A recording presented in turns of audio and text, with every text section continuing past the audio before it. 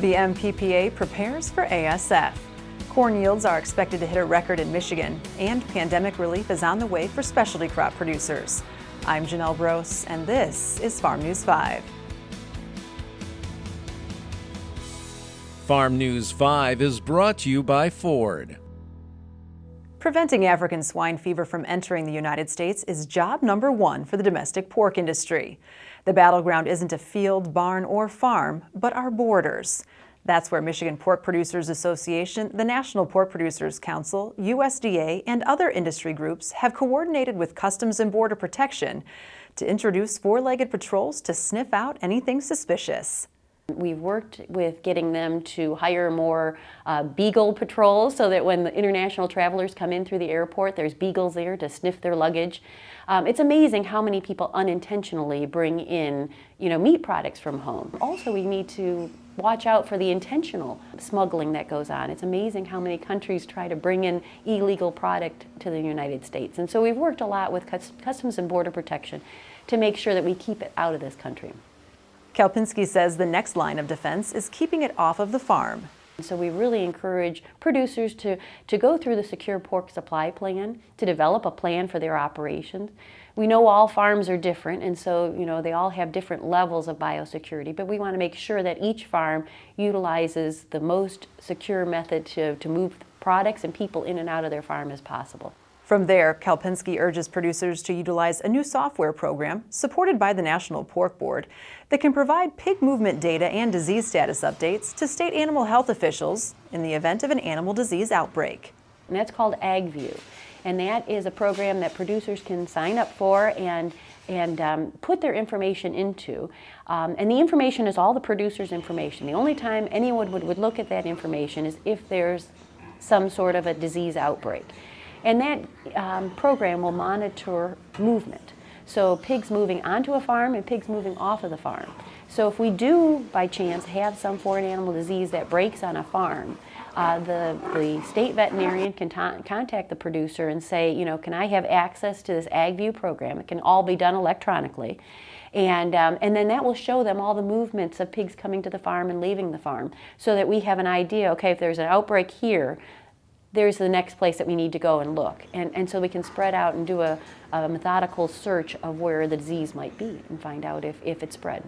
Kelpinski says the U.S. is closely monitoring how other countries are handling outbreaks so that should the unthinkable happen here, the industry will be well prepared. There have been some instances, I believe in Romania, where they actually have been able to clean up the disease. And so we're looking at that to see how they were able to do that. And it really has to do with finding out where the virus is and then making that ring or that separation, that buffer zone, and making sure there's no pigs in that zone, no movement back and forth, and really, monitoring where the movement is the way that we're going to clear it up. The best way to learn more about any of these programs is to contact Michigan Pork Producers Association. My email is my last name, Kelpinski, at mipork.org. We have a website that's mipork.org where they can get all of our contact information. Up next, 2021 is shaping up to be a big year for Michigan corn growers. There's torque. Then there's 1,050 pound-feet of available best-in-class torque. There's towing. Then there's up to 37,000 pounds of available best-in-class towing. There's backing up a trailer. Then there's backing up with available class-exclusive Pro Trailer Backup Assist. In other words, there are trucks, and then there's the new Ford Super Duty, the most capable heavy-duty pickup truck ever built. Michigan corn yields are expected to hit a record according to the latest forecast from the USDA. Favorable temps and adequate precipitation pushed predicted average corn yields in Michigan up 5 bushels from last month to 174 bushels per acre. If that holds, it will be 20 bushels more per acre than last year. Meanwhile, Michigan's soybean yield is forecasted at 50 bushels per acre.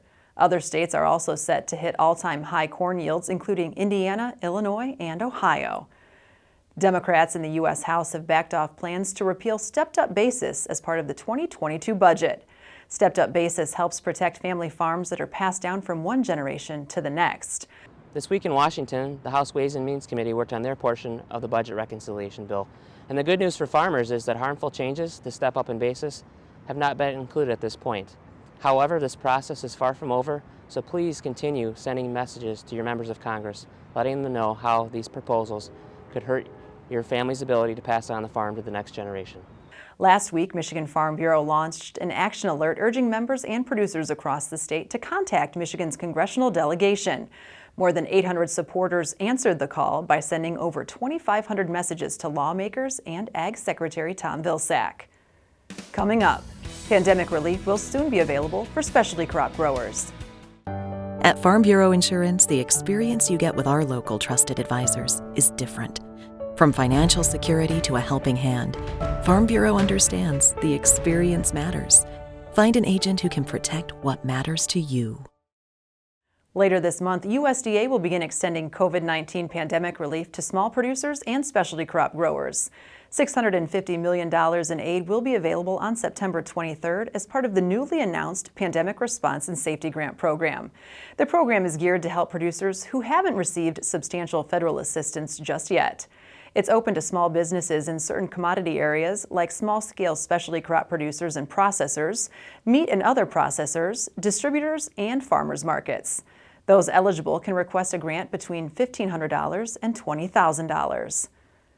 It's getting more expensive to ship commodities on domestic rail systems, and it's putting pressure on U.S. farm income. That's according to a report released by American Farm Bureau Federation. The research found rail rates on agricultural goods have increased by nearly 20%. The reason? Well, it's not fuel costs or demand, but reduced competition. For more news and videos, visit MichiganFarmNews.com or the Michigan Farm Bureau channel on YouTube. With Farm News 5, I'm Janelle Brose. Have a great week of farming.